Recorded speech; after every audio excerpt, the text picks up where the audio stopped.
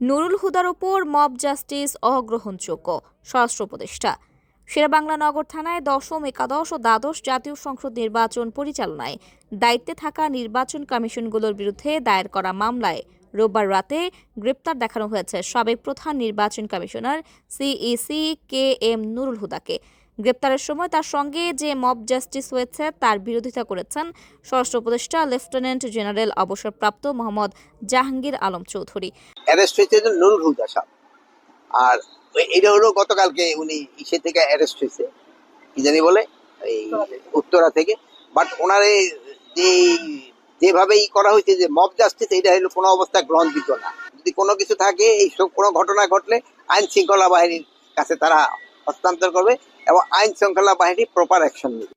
সোমবার 23 জুন সকালে গাজীপুরের মৌচাকে হর্টিকালচার সেন্টার পরিদর্শন করে সাংবাদিকদের প্রশ্নের জবাবে স্বরাষ্ট্র উপদেষ্টা বলেন, আইন শৃঙ্খলা বাহিনীর সামনে সাবেক নির্বাচন কমিশনার নুরুল হুদাকে যেভাবে মব জাস্টিস করা হয়েছে তা কাম্য নয়।